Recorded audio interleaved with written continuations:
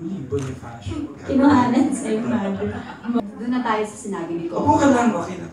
Sorry ba? Hindi siya tatayo, sabi ko. Tatayo. Hindi. Doon na sinabi na ni Coco na lalo na ngayon wala akong boyfriend. Pwede bang may mangyari? Paano Julie, may dati. mangyari? Kasi posible naman kasi dati nalibig kay ni Coco kaya lang that time meron kang Mateo. So, kailab-ilab naman si Coco, di ba? Tingnan po natin, nakalak pa kasi yung puso ko ngayon eh. Tsaka wala pa pong taping mo, nag-pictorial pa lang. Trabaho po muna kami ni Coco.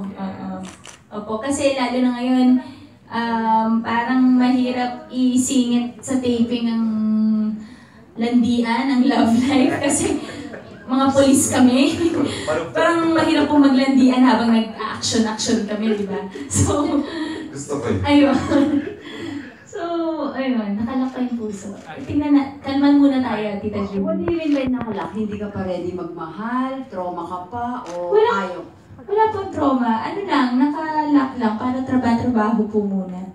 Yun naman ang gusto ng lahat for her muna, di ba? For now. Tigil muna pag-ibig.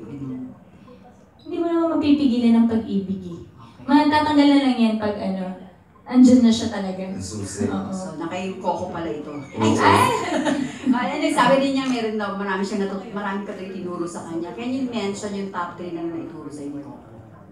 Top 3? Top 3? Ito yung sinasabi kong kumalas siya dun sa pagiging Hindi na intense ituro person. daw sa akin ni Coco. Hindi, ikaw. Ikaw yung tama. Tinuro? Sabi niya kasi marami kang itinuro sa kanya. Kasi ngayon mahihain siya. Eh ako makapal mukha. Masaya. Hindi, mahihain siya. Eh ako, di ba parang mahilig kasi ako magpasaya ng tao. Parang laging positive lang din kasi ako. Siya din naman positive din naman siya lagi. Pero siya yung parang laging basta mahihain. So, i-share mo kasi yun ang magandang i-share sa lahat. Ikaw yung Happiness. nag-lose. Parang ito ka, Maha Salvador, to see, para makita natin yung the bubbly Coco Martin.